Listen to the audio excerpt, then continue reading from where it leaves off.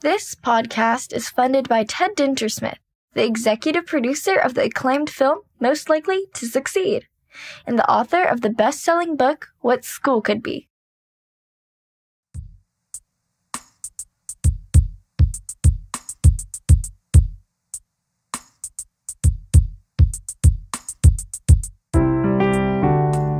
Hey everyone, welcome to the What School Could Be podcast. I am your host, Josh Rapoon. Before we start the show, please check out all the resources at whatschoolcouldbe.org and consider joining our global online community. Simply install the What School Could Be app on your mobile device or navigate to community.whatschoolcouldbe.org. I hope to see you there. Today, my guest is Cerina Livaudais, an educator and education leader at Dreamhouse Academy, Ewa Beach, on the west side of the island of Oahu in Hawaii. Dreamhouse was founded by a team of individuals led by A.G.E.N.T.I.C, a former guest on this show, and a brilliantly innovative leader who worked relentlessly to get Dreamhouse's charter application passed. Alex recently handed over the reins at Dreamhouse to Ryan Mandado, whose name will come up at the end of this conversation. A.G.E.N.T.I.C knows Cerina Livaudais well, of course, so he wrote these words specifically for this episode. Quote, Cerina Livaudais is an educator, mother, and leader in West Oahu. Her journey as an educator in Hawaii began through Teach for America, and she has truly come to life through her entrepreneurial journey as a coach at Dreamhouse. During the depths of COVID, as a first-year science teacher with Dreamhouse, Cerina envisioned a computer science program that would provide middle schoolers with baseline coding, programming, and critical thinking skills grounded in indigenous methods and with a strong commitment to our local island community. This served as a harbinger and a catalyst for what was to come. Cerina won the 2023 Charter School Teacher of the Year, coached student-led teams who won the Congressional App Challenge for Representative Ed Case's district twice, brought in tens of thousands in grants and computer equipment to our students, is a highly respected colleague and beloved teacher at Dreamhouse, and she will serve as founding 10th grade leader this coming school year, a leadership role that she is naturally equipped for as she helps guide the future of our high school. On a personal note, I offer my highest praise and appreciation for the person, educator, and leader that Cerina is and will become. She is someone that I have truly enjoyed working alongside to launch and grow this charter school, and I know that our school, our families, our children, staff, and future is in good hands with someone of her ability, character, and compass. What a wonderful person to have on your podcast, end quote. Cerina has a bachelor's in economics from USC and a master's of science and education from the Johns Hopkins University. Michael Sarmiento, Purple Maya's education director, said the following about Cerina, and I quote, "She has reminded me that teaching is about connection to your students, connection to your content, connection to your culture, connection to your colleagues, connection to your community, and most importantly, connection to a purpose that is bigger than yourself." Cerina gathers all of these connections and creates a magical learning space where her students are brave enough to do challenging things because they know they are valued and loved, end quote. Author John A. Powell once wrote, quote, "Belonging means more than just being seen. Belonging entails having a meaningful voice and the opportunity to participate in the design of social and cultural structures. Belonging means having the right to contribute to and make demands on society and political institutions," end quote. I think Powell's words beautifully capture Cerina's head, heart, spirit, and approach to teaching. And now, here is my conversation with Cerina Livaudais.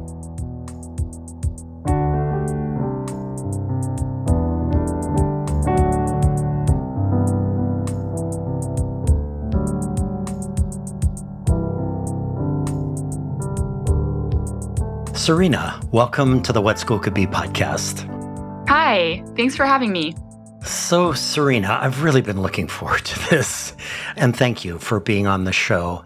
You listed a series of books that have been influential in your life, including Educated by Tara Westover and Know My Name by Chanel Miller. And you also listed a podcast, which I absolutely love, titled This American Life. But what really caught my eye is a film, a documentary you cited titled Coded Bias, which is on Netflix. So I watched this stunning documentary a few nights ago and came away with my head, in a swirl of thoughts. So what is this story of you growing up in the Bay Area as a child of a low-income family who attended a well-resourced public school in a wealthy but small community? How are you still processing the identity questions raised by your experiences in school and also living in that community? And what is the connection between your growing up story and this film, Coded Bias, which you cited as influential? So, as you mentioned, I grew up in the Bay Area, low income, against the backdrop of a really well-resourced and wealthy public school. And I think that grappling and reflecting on this experience, I've really had to learn to avoid black and white thinking and to be able to accept both realities, that they're not mutually exclusive, that was just my experience. I was part of a low-income family, and I also had a lot of privileges that I benefited from, including the privileges of going to a really high-achieving, well-resourced school. And I think the way that this is related to coded bias, I relate deeply with Joy.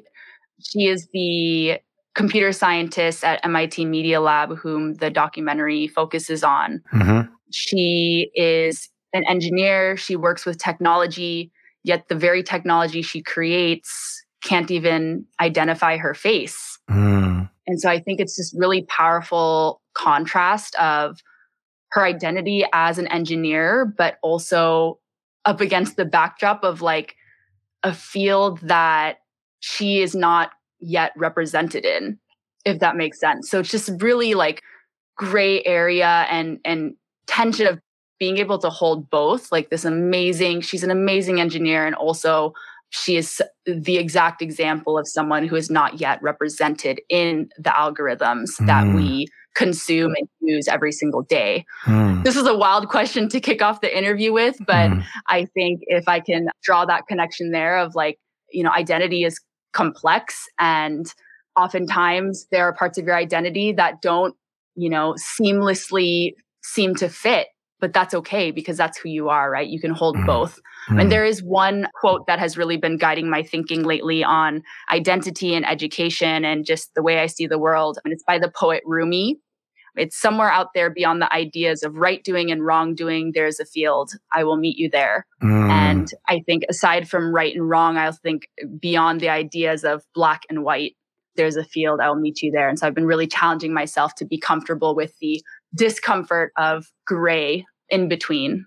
I think what really blew me away about Coded Bias, Cerina, is that ostensibly it's about facial recognition technology or artificial intelligence technology and the ways that technology is flawed because it is built by mostly white men, and it is very accurate in recognizing those types of identities, but it is very poor at identifying other types of identities. And then it spins off into like 1,000 different topics, related to identity and related to discrimination and terrorism and everything under the sun. And I just kept thinking while I was watching it, because I had already heard your origin story, that in many ways you tapped into this because you felt like, and even as a woman, you felt like you were a player in Coded Bias. You were part of it. You're part of that story. And you're also a computer science teacher on top of that. Was I on track on that as I was thinking about it?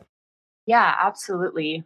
I think there's this misconception, and they talk about it in Coded Bias, that technology is objective.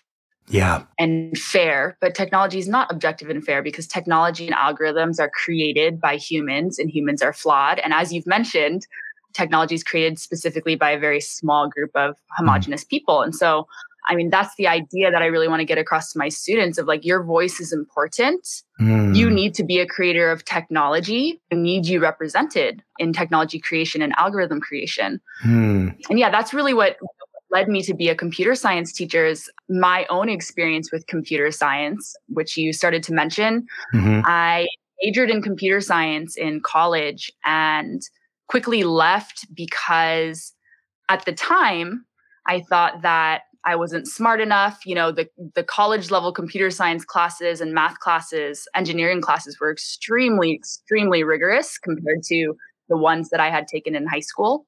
And so at the time I felt like, oh, I can't hang. Like I'm struggling for the first time in my academics. And so this maybe just isn't for me. Maybe I was wrong. Maybe I'm not supposed to be a computer scientist. But now looking back with an educator lens, I realized that the education I received in college just wasn't an education that was made for me. And that if I was in a situation where I was learning in an environment where I felt safe and I was surrounded by people who, you know, looked like me and I had mentors who looked like me or mentors who just took the time to get to know me, that I am very confident I would have stuck it out and maybe be a computer scientist to this day. But you know, I'm thankful for that experience because I love being a computer science teacher, and that whole experience is what led me to where I am now. So I can't complain, but I will say that I can say that if my college experience was different, that my job would probably be different today.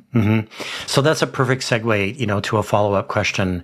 About a year ago, Teach for America Hawaii and the nonprofit Hawaii Kids Can put on an event they called Spark and Inspire. And I was there for that. And you were one of the presenters, and you began with a video you made where the first words you speak are, "Dear College Cerina, a lot has changed since the decision to leave your major." So I confess, Cerina, I have now gotten choked up several times while repeatedly watching this 4-minute film. So what is this film about? And it's kind of an extension of what you were just saying. And how did it make your case in this pitch session that was Spark and Inspire? Like, what were you pitching to the audience, and where did you want the audience to go once they'd seen the film and heard from you that night? Well, first, thanks for watching the video and thanks for listening to my story. I think that letter to myself is really the message that I want all of my students to know. I want my students to know that they're all capable of being computer scientists. You know, I teach middle school computer science. We're not talking about rigorous, I can't even reach currently a high level of rigor in terms of computer science, but my goal has always been access, right? And building students' confidence so that they leave my class knowing that if they wanted to, they could be a computer scientist. And I think that that's a message that I wish I had had in college for someone to tell me, hey, this is hard, but you are capable and you deserve a seat at the table. And if you want to be a creator of technology, you can. And so that letter to myself is really a letter to my current students and guides the work that I do now. My goal is never to make all of my students into computer scientists. My goal is to make sure that they know they could if they wanted to be. Yeah, that's awesome. And so, you know, speaking of your current work that you're doing at Dreamhouse Academy, you shared something with me that to this moment, I still cannot wrap my head around. So Dreamhouse Academy is a hugely experiential-based public charter school in Hawaii, on Oahu, focused on the twin pillars of identity and leadership. And up to this point, it has been a middle school, but over the next few years, it will expand into a high school. And you and a team of faculty are currently building a new 10th grade level for Dreamhouse, which, and this is the head spinning part for me, is going to be located on the University of Hawaii's West Oahu campus during this 2023-2024 school year. And I was like, what? So that's wild and crazy. So our listeners want to know more about housing a public charter school's 10th grade on a college campus and how this process will, under your leadership, Cerina, yield even more answers to the question, what could school be, or what could be school? Yeah, it boggles my mind as well. I'm kind of in a fun phase right now of just dreaming and thinking about the possibilities of having our kids there at West Oahu campus next year. But I know that in the next few weeks it's going to get really nitty gritty, and we're going to have to figure out the details and logistics. But right now it's really fun because I just get to dream. I am so ecstatic at the thought of having high schoolers come to a college campus every day to learn. Yeah. I think that I heard in one of your previous episodes that, learning, I think one of the biggest flaws of traditional education is that we believe learning happens in silos, right? And I know that it doesn't. Math learning doesn't just happen in math class, and science learning doesn't just happen in science class. That learning is fluid and learning can happen anywhere. And so I'm so glad that instead of being confined to one Dreamhouse building, that we're on a college campus where we have access to so many resources for our students to explore and engage in learning in different ways. They have already visited the community garden there on campus. There's a amazing digital media lab that's brand new, Creative X lab that our students also had the opportunity to visit already this summer. There's so many ways, different ways to engage in learning at a college campus rather than a traditional school building. And so I think that's what I'm most excited about, is when I think about what school could be, I think about learning happening in a variety of ways, endless ways of learning. And I think having school at a college campus is one way to make that happen. How did that relationship come about, Cerina? Do you recall what the first steps were that ultimately yielded this partnership where West Oahu was willing to house your 10th grade?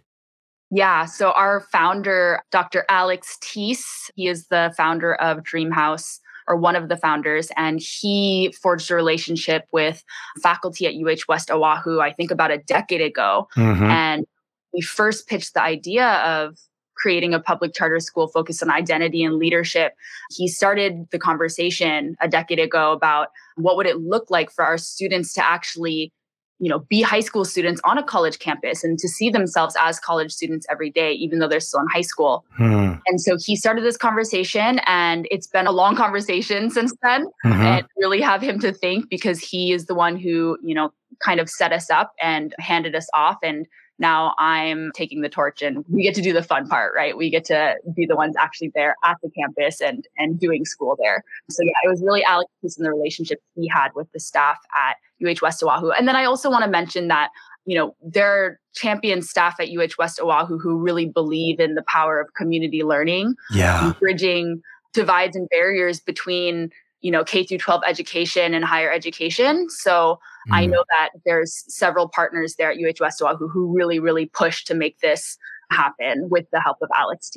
Yeah, that's fantastic. And we're going to be looking forward to seeing how that plays out, both as you dive into the weeds, Cerina, and all of the details that have to be ironed out as you begin that process, but also just the things that together with your team and your 10th grade students, what you're aspiring to as you enter into this year-long sort of compact with this institution of higher ed. So that's just awesome.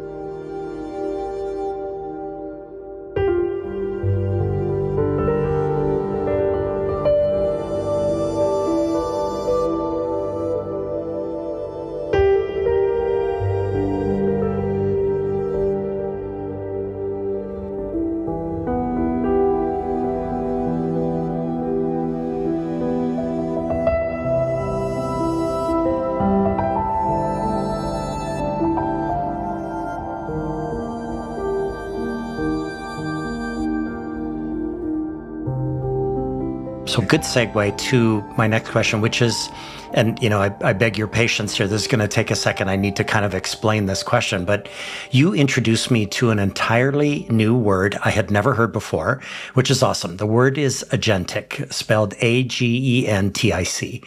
And this sent me down a rabbit hole, Cerina, where I found a wonderful GettingSmart.com blog post that you and I eventually both read together. And I'm going to read the first paragraph of this post. So this will take a minute. Hang in there. So, quote, The word agentic is described as an individual's power to control his or her own goals, actions, and destiny. It stems from the word agency, which Webster's dictionary defines as the capacity, condition, or state of acting or of exerting power.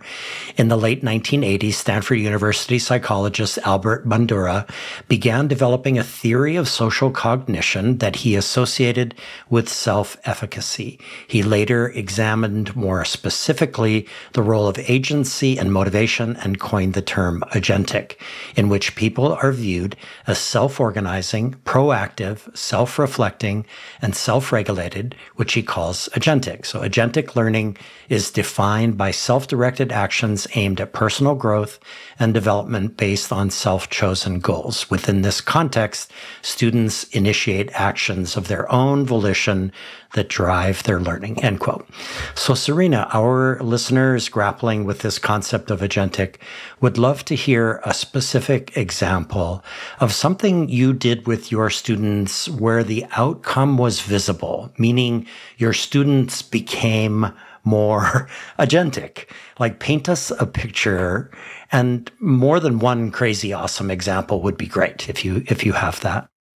Yeah, great question. I want to start by saying that this also led me down a rabbit hole. After reading this article with you, I clicked on some sub-articles regarding agency. And what struck me was that there's so many different definitions of agency, Right. and the word agentic. And I actually prefer this definition by Dr. Anindya Kundu. She's a sociologist of education, and she defines agency as a person's capacity to leverage resources to navigate obstacles and create positive change in their life. Okay. I think this is closer to my also definition of agency, in that I believe agency is an individual's ability to leverage resources in order to make their dreams come true. And one idea that I wanted to bring up was just how crazy it is that there's so many different definitions of agency, and what does that say about us as humans and our relationship with agency, right? Because we're not really sure what it is. There's so many people who say it's this, and then there's so many people who say it's that.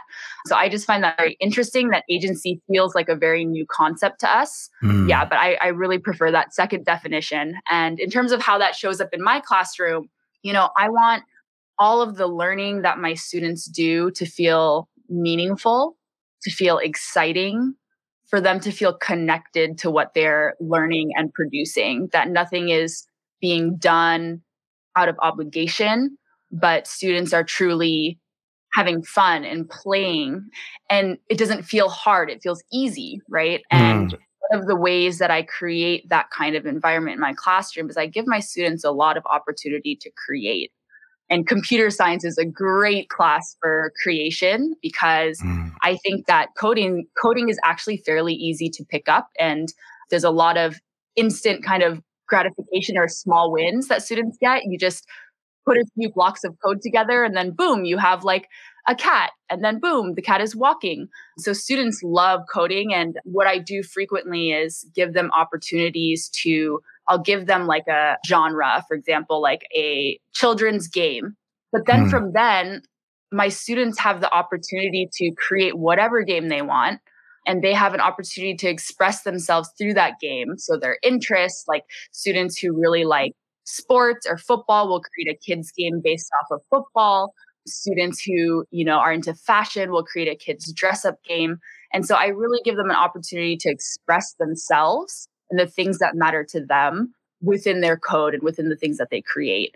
So a very specific example of that is we do a unit in Minecraft. I think Minecraft, I don't know if you have any familiarity with Minecraft, but I think it's a brilliant learning platform. It's amazing. I mean, the capability for world building and storing, I think, is just incredible and so easy to access.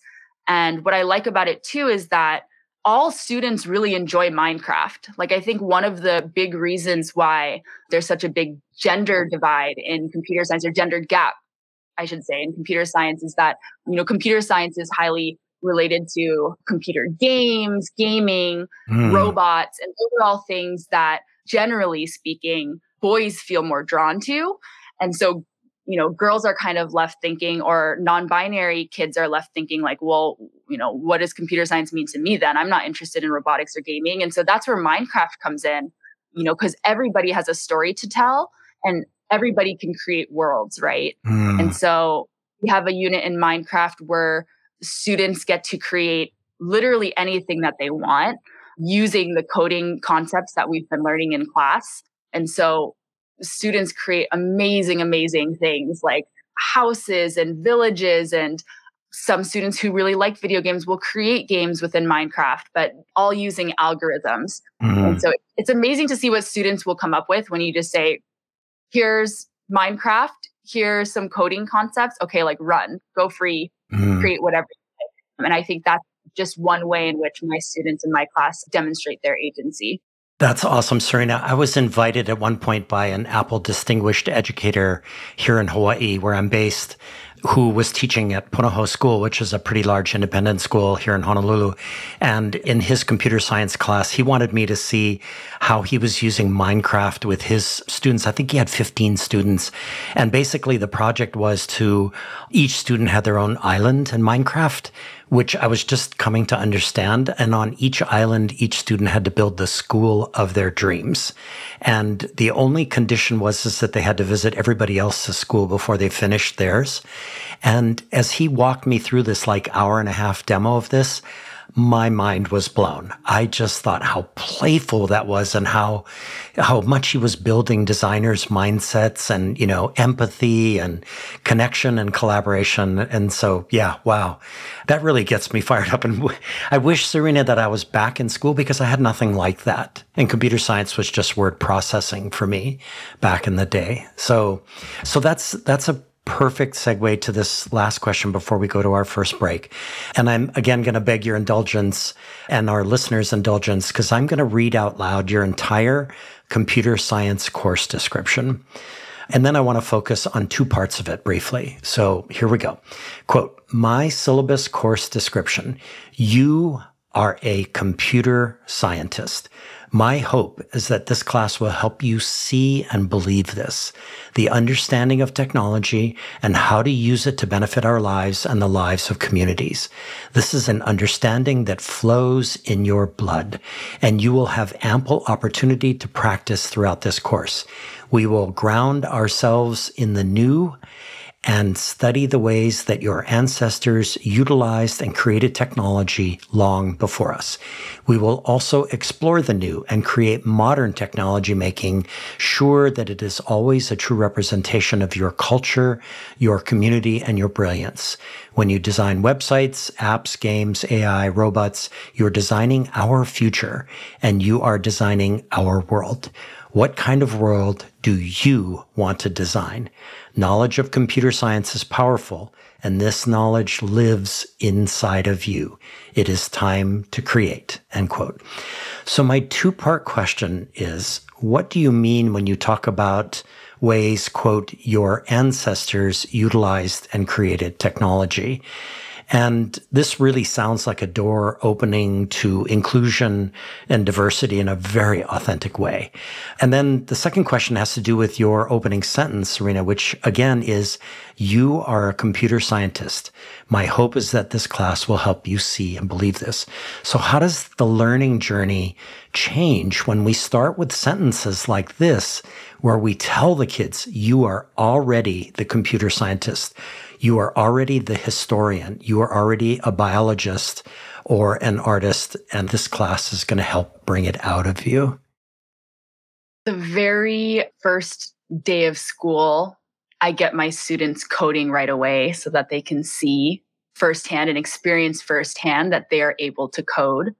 I think that there is a misconception in education in general that when students enter the classroom, that knowledge is bestowed upon them and that they're sponges that need to soak up all of this information and knowledge. And I think that really creates a barrier for a lot of kids to feel confident in their learning and to feel engaged in school. And so I take a different approach where I want my students to recognize that all of the skills that are required of computer scientists, all of the intelligence and creativity and brilliance is already within them.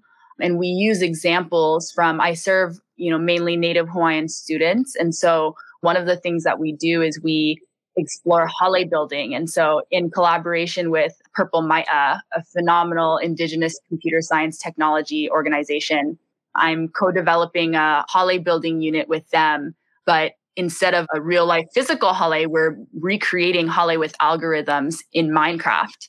And hale are Hawaiian houses, and there's many different types of hale. And we focus on hale papa'a, which is a shed style hale. And so get to learn very surface level about, knots and lashing and how their ancestors created hale. And then they get to then recreate that same hale in Minecraft using, what are called agents, little robots in Minecraft, and algorithms that they learn to write. And so this is a perfect example. I'm really proud of this unit, and I hope one day to see it in all computer science classes in Hawaii. A perfect example of students using ancestral knowledge and reflecting that back in a modern context like Minecraft. That's awesome. What really spoke to me in that first line of your course description, Cerina, is, my own 17 years in the classroom teaching history. And that what I really wanted over all of those years was to train my students to be historians. I did not want to fill them up with a bunch of stuff that they would not remember. I wanted them to know how to be something, to be a historian.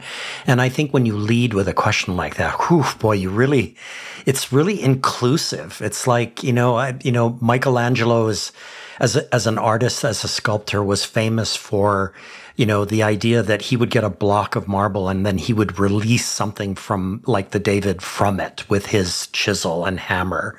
And I think that's really what you're doing, is you're releasing these kids as sort of a block of human being, and you're releasing them to be almost anything that they want to be, whether it's computer scientist or historian or biologist or whatever it happens to be, right? Yeah, it's so crazy that in our current world that's just so infused with technology. I mean, almost every single one of my students has a cell phone. Yeah. And I didn't have a cell phone until late high school.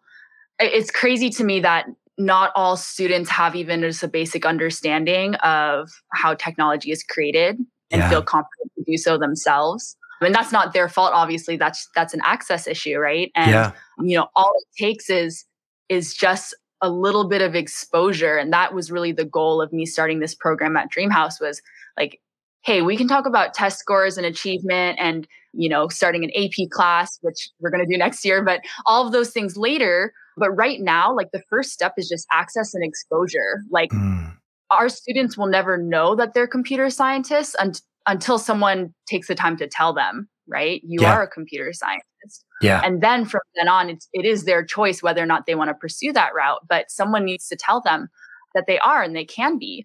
So yeah, that's really the goal of my course. And if just one student in my, computer science class, or after taking my computer science class, says like, hey, after this class, I actually think I want to be an engineer. I want to become a computer scientist. I've done my job.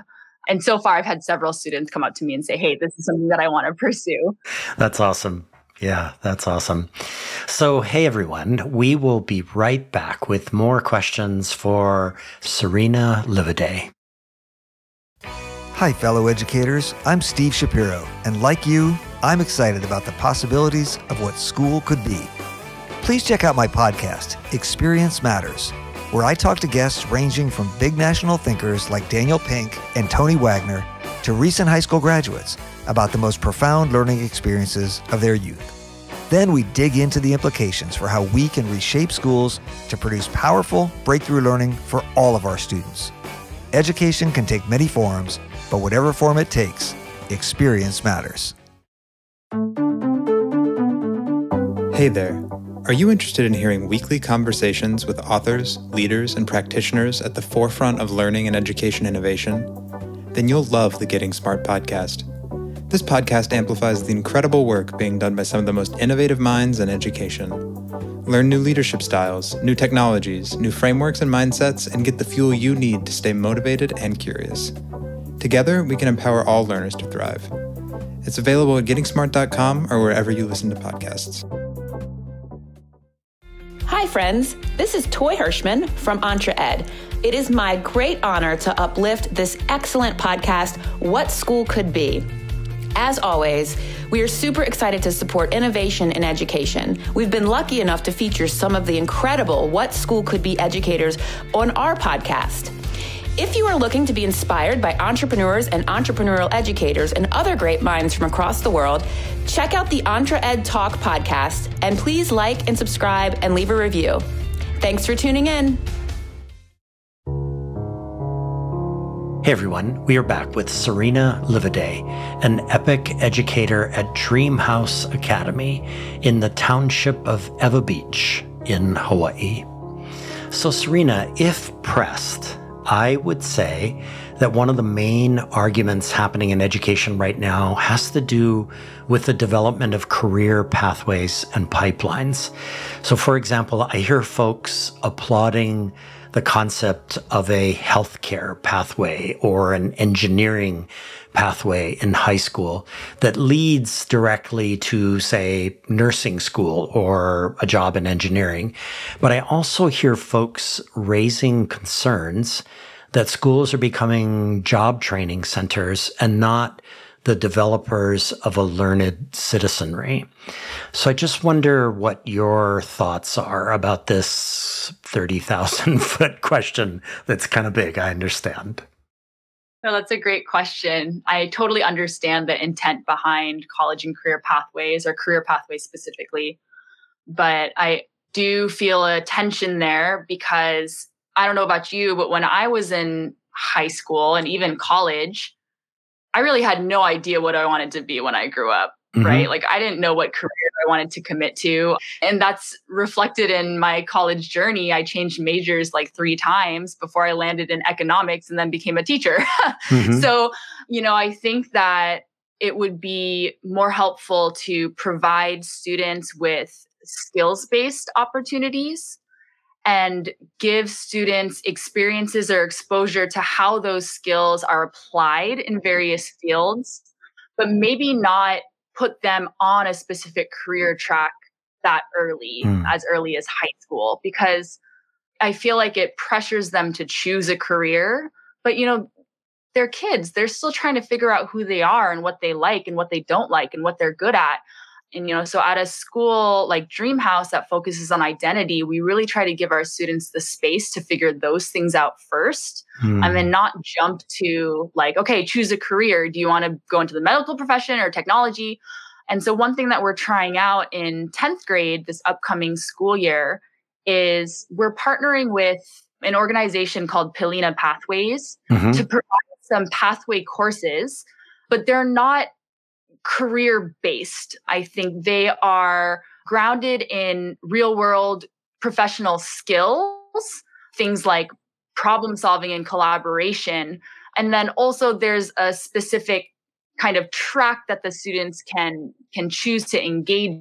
So for example, we're going to offer a creativity track, an art and creativity track, where if students really want to test out their creativity and be artists by making movies, that is one track to explore. And another track is an AINA track, where students who are really connected to the land and want to grow that connection can be in the ag tech class and explore ag tech and interact with industry professionals in ag tech and explore what that is. But we're not saying like, hey, if you choose the ag tech track, you have to become an agriculturalist, right? Or if you choose the cinema track, you have to become a movie maker. We're just saying, hey, you're going to learn these real world skills regardless of what track you choose, but you will also get to see how these real world skills are used in specific professions. And so, I think I want to lean away from making high school students choose their career that early on, but also give them opportunities to practice real world skills in various professions for sure. So 2 thoughts in response to what you just said. So one is that I wonder, I was in high school 50 years ago. Yikes, I'm about to turn 65. Here we go. And back then when I was at Punahou School here in Honolulu, I actually think I might have benefited from some sort of career pathway thing then. But I realized many years later, Cerina, that I was in a sort of pathways program. It just wasn't happening at school. It happened after I left school in the afternoon and went home. So when I went home, if I was building rock walls with my father, or if I was out sailing on Kaneohe Bay, whatever those things were, in some ways, those were the kinds of pathways that you just described, which are not necessarily career pathways. They're just like life pathways. Here's exposure to life. Here's exposure to life, right? I think I just love that idea. And then the second thought is to circle back to, wow, what an amazing thing that your kids in this new 10th grade, with this new kind of take on it, with this Pilina program, which in Hawaiian means relationships, that they're going to get to do this on a college campus. How interesting. Oh my God, that's amazing. Is that kind of like what's going through your mind right now? Oh, I'm absolutely stoked. Like I think that the Pilina Pathways is just kind of one part of that whole idea of giving them exposure to careers, but they're going to be able to explore those pathways more deeply by interacting with the faculty at UH West Oahu that they're going to be able to see every single day. Another idea that we're testing out this year is giving our students more opportunities to actually practice community leadership. So, our mission and vision is to raise homegrown leaders of Hawaii. And one reflection that I had was we need to give our students more opportunities to practice that. And so students are actually taking a design thinking course with Pilina Pathways this year. And then they're going to opt in to partner with a community site on Fridays. And they're going to actually do school at that community site for 5 to 6 Fridays in the semester. And how that's related to the design thinking is then after building relationship with their community site and having experience and learning about the challenges that their community site is facing, they're actually going to apply their design thinking to their specific site. And so I think this is really an idea that's going to live out my value for learning happening in many places, not just in one school. Yeah. That's fabulous. So perfect. This next question is also one of those 30,000 foot level questions.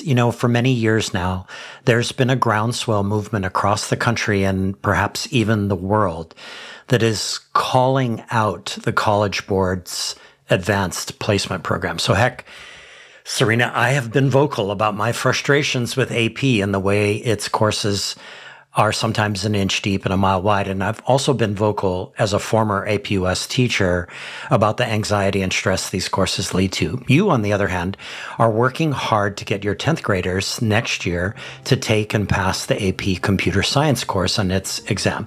So how do you balance the AP's content demands with your passion for authentic, real-world challenges and learning? And what is your take on the whole AP College Board debate?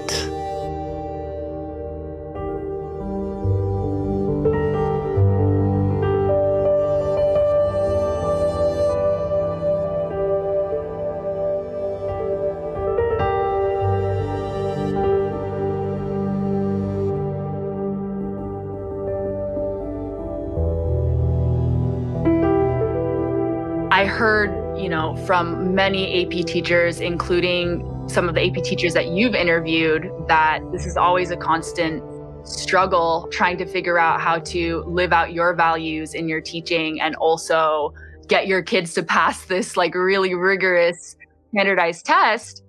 So I definitely feel that and am anticipating struggling through that this year. This is going to be my first time teaching an AP class. I was just AP certified a few weeks ago. So I think, if anything, I'm just anticipating that tension and I'm kind of like, okay, I'm going to figure it out as I go. But one thing I do know is that, I want to plan ahead as much as possible. So look at what needs to be covered, but then also take my values for Indigenous computer science learning and agency and think ahead of time during the summer before the school year starts, how to incorporate those things throughout the units. And so hopefully that'll make the AP curriculum more meaningful. But I also realize that there's a lot to cover in a very short amount of time. And that's something that I think I'm just going to have to struggle through this year and learn from, and then make adjustments for the following year. But really, I made the push. I'm not a big standardized testing person, but I made this push because in 2019, I believe, there was only like 15 to 20 Native Hawaiian Pacific Islander students in all of Hawaii who passed the AP computer science exam. I mean, that was so shocking to me. Just 15. And I was thinking, wow, like, standardized testing isn't everything, but also, we know that AP exams provide access, their college level courses provide access to a head start in college. And also a lot of, college admissions officers view AP exams and AP scores as a measure of, mastery, right? And so I'm like, oh, okay, if only 15 to 20 Native Hawaiian Pacific Islander students in all of Hawaii pass this, like, what is this saying about the access that we're giving to our Native Hawaiian students to computer science? And so that's really why I'm pushing for that this year, is like, I want my students to have access to an AP class, and I want them to see and experience firsthand that they can do it. I totally believe that we can get, 10 to 15 students at Dreamhouse alone to pass this test. They're totally capable. So yeah, whatever I can do to give them access, that's really my focus, and not the standardized testing part. Yeah, I love that, Cerina. And I love the idea that with more and more access and more people of Native Hawaiian or whatever ancestry you choose to think about, the more that comes into play into the AP environment, the more the AP courses themselves are going to change and adapt and modify themselves and grow better over the years, right? I mean, we're really talking, it's almost like the idea, I did this podcast with Helen Turner, who's a VP for strategy and innovation at Chaminade University. And she's been working so hard over the years to get more people of Native Hawaiian ancestry and also women into the sciences, because she believes that the research that's conducted at the university level is inadequate when you don't have those people doing that sort of research. And I love that idea. And it seems like you're kind of taking that on too. It's like we're going to be involved, but we're also going to be agents of change along the way. Yes, totally. I was deciding whether to offer AP Computer Science. There's two actually AP Computer Science courses, AP Computer Science A, and then AP Computer Science Principles. And I chose the AP Computer Science Principles first because part of this exam requires students to create a portfolio of work where they have the freedom to demonstrate their computer science understanding through really any type of project they wish, which is very similar to the way I teach, and giving them computer science logic and then saying, run with it, like create something you're proud of. And I know that my students are going to come up with really brilliant things and be able to tell their story that maybe isn't really represented right now in AP Computer Science Principles. So I'm excited to see the portfolios and projects they come up with, and then and submit to the College Board. Yeah, that's awesome. Okay, one more question, another 30,000-foot question before we go to our second break. So, Cerina, one of my former guests, the author Chris Baum, who has written extensively about finding the magic in middle school, said the following in a blog, and I quote, "If I could recommend one single change that would improve our schools dramatically, it would be this: build high quality advisory programs for everyone," end quote. So what is your one single change, Cerina? A change that would improve our schools dramatically if today we could wave our magic wands and just make it so? I think that's a pretty easy question for me because I've been thinking about it a lot. It's just learn in many different places and from many different people. If I could wave my magic wand, school would not happen just in a school building. It would happen everywhere. Engaging community, involving community. It would happen in the community. It would happen outside. It would happen inside. It would happen on college campuses. It would happen in libraries. It would happen at shopping malls. And that's kind of what Dreamhouse is doing right now. And so that's why I'm really proud to be part of this school. I think that school should happen everywhere. That's an awesome thought. Perfect thought to go into our second break, Cerina. So, hey everyone, we will be right back with more questions for Cerina Livaudais. This is Guy Kawasaki. If you want to learn how to be a remarkable person, please check out my podcast, Remarkable People. I interview people like Roy Yamaguchi, Margaret Atwood, Jane Goodall, Stephen Wolfram, Steven Pinker, Ariana Huffington, and Steve Wozniak. The point of the podcast is to help you become a little bit more remarkable. To learn more, go to remarkablepeople.com. Thank you.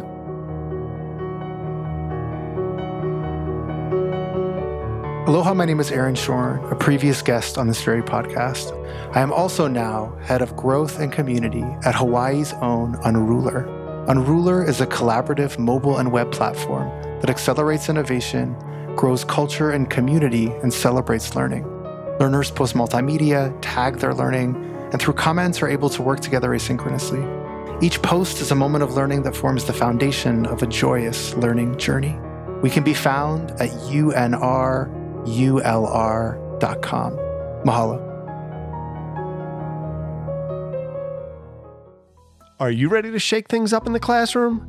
Then get ready to blast off into the future of education with the Teacher Nerds podcast. Join Joe DiPaolo and Ron Nober as they share their own experiences, as well as talk with guests who are experts and innovators in education. From engaging teaching techniques to the latest educational technology, this podcast is a must-listen for anyone passionate about the future of learning. Subscribe and get ready to learn with the Teacher Nerds podcast. Hey everyone, we are back with Cerina Livaudais, an epic computer science coach, mentor, sponsor, and advisor at Dreamhouse Academy in Ewa Beach in Hawaii. So Cerina, this next question is one I've actually been looking forward to asking you for a while, given you just returned to Honolulu from Washington, D.C., and an event that you told me was called Strolling Thunder. So what was this event, and what is your advocacy around families with infants and toddlers whose parents are also educators? And what might you have been reflecting on or thinking about as you flew back with your son from Washington, D.C. to Hawaii? Yeah, Strolling Thunder is an advocacy event that takes place every year. However, this year was extremely special because it was the first year they were back in person since the pandemic. And they select a family representative from each of the 50 states and DC to fly to Washington, DC and meet with their representatives in Congress to really just share their stories. And we have a policy advisor that comes with us, and they're the ones who really push the policy ask. But my role was to share my story with my state representatives, share with them how certain policies would have impacted me or changed my story. And so, yeah, it's about advocating for early childhood development needs. And so we know that really, really important development happens from the ages 0 to 3. And so we ask for policy change, any policy that has to do with 0 to 3 child development. And so my focus is really on childcare. We struggled tremendously. Me and my partner struggled tremendously to find and secure affordable and safe childcare for our son Ryder when he was born. And have you been, because I've had this conversation in the past with previous guests, have you been thinking about what your relationship is to your son in terms of you being a teacher and that he'll grow up with a teacher as a parent? Like, has that been on your mind? Yeah, a lot. I think about it a lot. Well, first, I will say shout out to all teachers out there who are also parents, because the same kind of emotional energy and love that you give to your students is the same energy and love that you have to save for your child, your own children, when you get home from work. It's a blessing, and it's also really hard work. And I think about that all the time. I think about what are the different points of access that my son will have and also not have as a, mixed race transplant who is not from Hawaii. And my work is just, it holds a different meaning now, right? Because I don't only see my students as students. I see them now as, daughters and sons and children of parents like myself. And that's just a type of understanding that I couldn't have had until I became a mom myself. Just the deep care and love that you have for your child, and also the investment you have in their future and their well-being. And so I do think that the way I treat my students now is a little bit different, because I see them as children of parents like myself. And I always make sure now to thank parents for entrusting me with their kids on a daily basis, because that's another thing that I didn't realize until having my own kid, is that it takes a lot of courage to leave your kid in a building with other adults besides yourself and trust that they will be okay. So I always make sure to thank our parents. Yeah, that's awesome. Awesome thought. I've been thinking a lot about it lately too, because my daughter is a teacher in the Bay Area, not far from where you grew up. And though I didn't really realize it, I think at the time, Cerina, she hung out a lot with me in my classrooms at various places. And, we joke about the apple doesn't fall far from the tree, and her becoming a teacher was really one of the most beautiful moments in my life.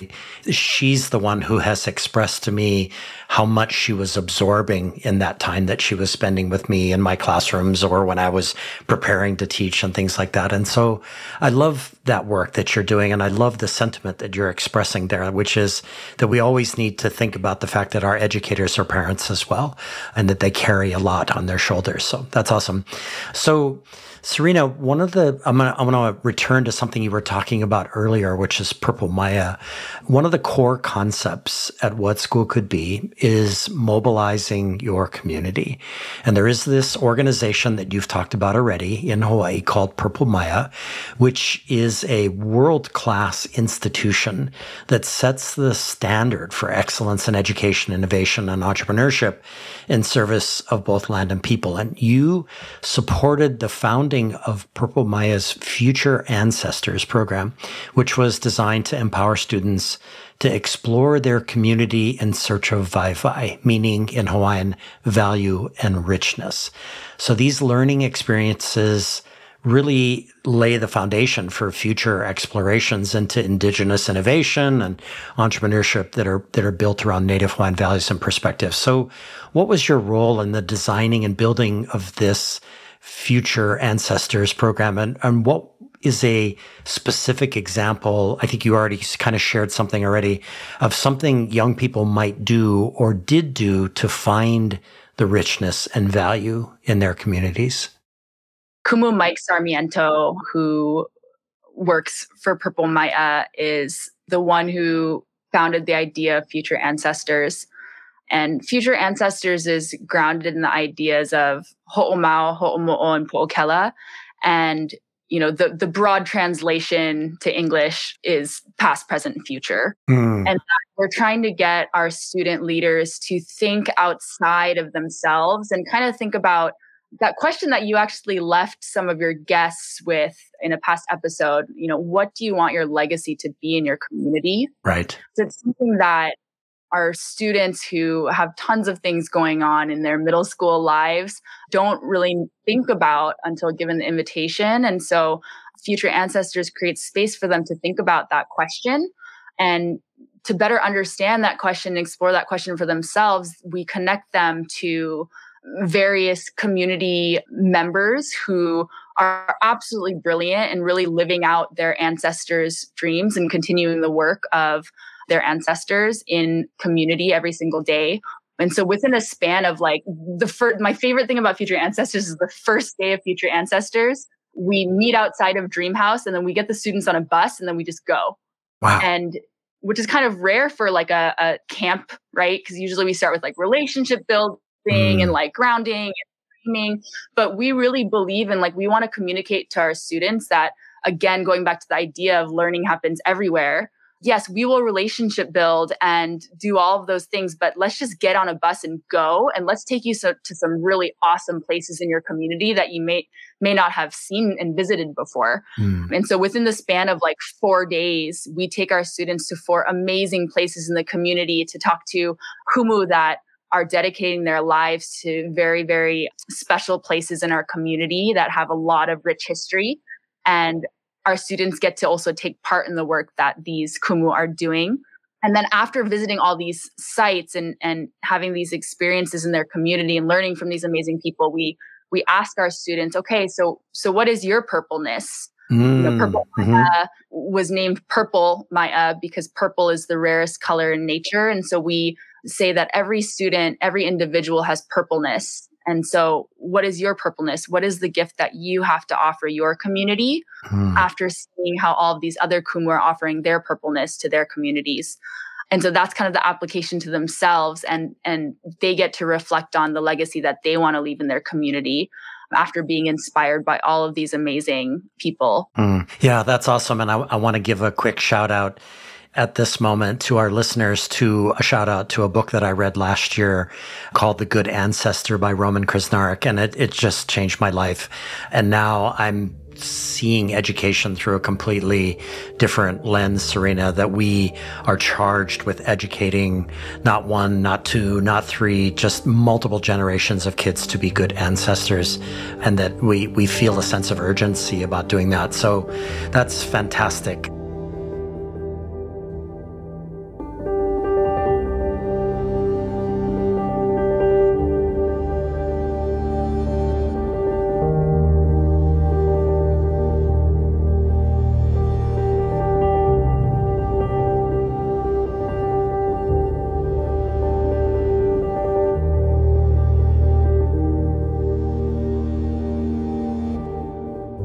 Cerina, before we get to the end of our amazing conversation, I want to ask a quick and potentially silly question. While watching videos of you working in your classrooms, I noticed that you wear a headset complete with inline mic.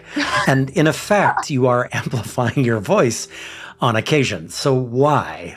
Seems like a small thing, and maybe it is, but maybe there is a larger purpose behind it. Yeah.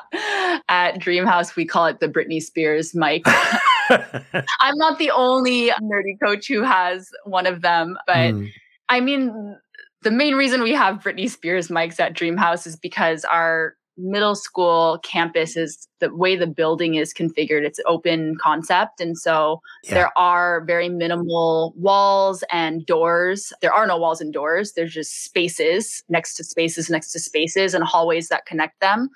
And so the idea behind this kind of layout was that energy and sound would just flow through the building. And it would feel like this symphony of learning when you step into the building, which is beautiful. And also the problem with that is that sound and energy flows throughout the building, and it's really hard to the person next to you sometimes. And so on a very practical level, that is the purpose behind the Britney Spears mic, so that coaches do not have to lose their voice and become hoarse teaching all day and amplifying their voice in a very loud, boisterous building. But I think that it is funny that you bring this up, because voice is a core competency that we really, really, center at Dreamhouse. And we always encourage our kids to find their voice. And I think that I did notice that the coaches who are more likely to use the mic are the female teachers at our school. And I think that says something about the extra accommodations that female coaches might need in order to be heard and to be taken seriously, right? I don't see many male coaches at our school using the mic because it seems that when they speak, their words are taken seriously and kids are quiet or quieter and listening. So I think on a deeper level, it's an accommodation. It's an accommodation for us coaches who, might not heard right away because of our identities. So that's awesome. That's awesome. I knew there was something deeper than just, amplification. So Cerina, I love to end conversations by asking guests to give a shout out to an individual or individuals, giants, if you will, upon whose shoulders they stand. In your case, there are 3 giants in your life. So let's have you talk briefly about all 3, and I'll ask you one after the other. So first, who is Ryan Mandato, and how is he one of those giants in your life? Ryan Mandato just transitioned actually from being the interim CEO of Dreamhouse to now the permanent CEO of Dreamhouse. So congratulations, Ryan. And he also just received his dissertation. So he's actually Dr. Ryan Mandato. So congratulations again to him.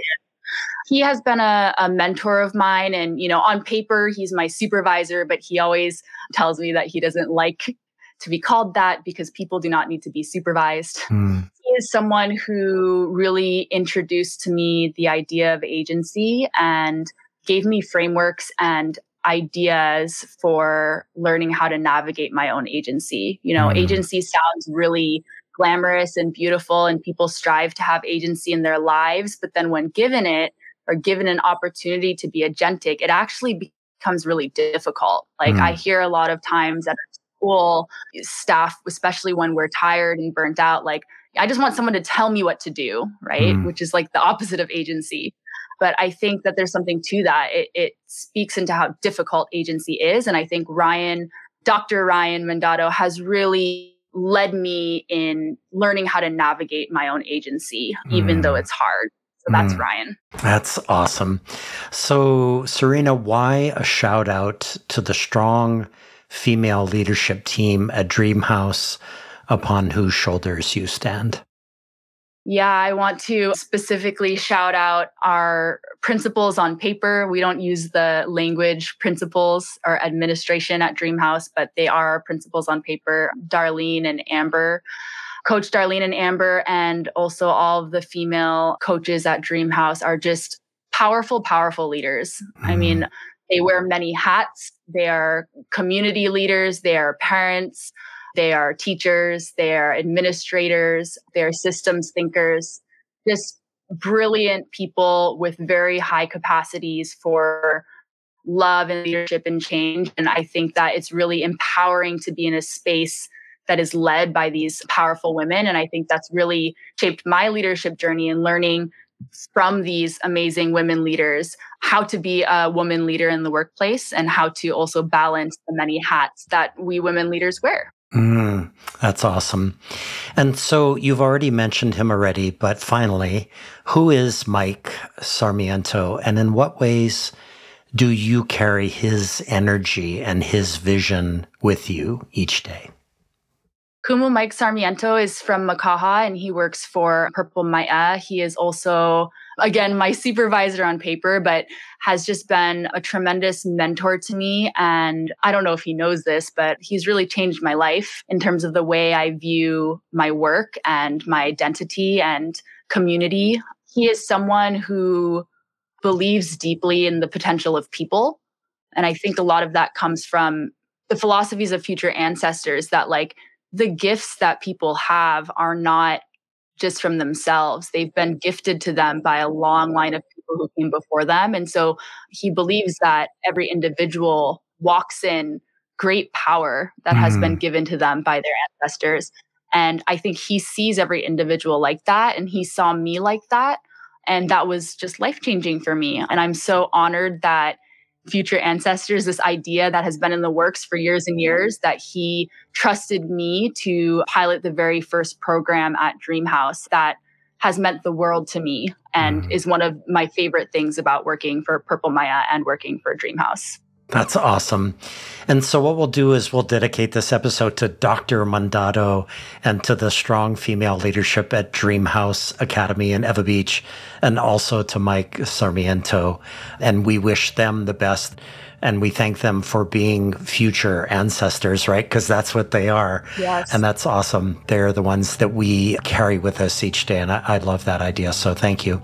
So Cerina, thank you for being on the show today. We at What School Could Be wish you and your partner and your son, Ryder, an awesome rest of your summer 2023 and an absolutely epic upcoming school year. Wow. So much to look forward to. Thank you. Thank you so much, Josh. Thanks.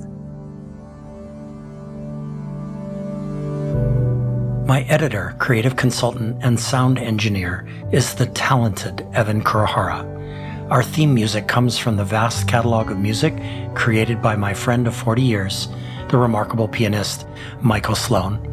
Producer of 12 albums with over 100 songs, Michael Sloan is featured in Apple Music, Spotify, and all major music platforms. You can also find his work at his YouTube channel. Michael has listeners in over 100 countries and over 2,000 cities to date. Support these episodes with remarkable, innovative, and imaginative educators and education leaders by giving us your own rating and writing us a review at your favorite podcast store. This series is underwritten by education change agent Ted Dintersmith, the executive producer of the acclaimed documentary film Most Likely to Succeed, and the author of the best-selling book, What School Could Be. Please join the What School Could Be global online community by going to community.whatschoolcouldbe.org or by downloading the What School Could Be app from your favorite app store. The What School Could Be podcast is brought to you by Josh Rapoon Productions. Send your feedback to josh@whatschoolcouldbe.org. Also, follow the show on Twitter at WSCB Podcast. Listeners, the most important thing you can do in these uncertain times is to bring kindness and compassion into the world. We need a surplus of both right now. Until the next episode, ahui ho and take care.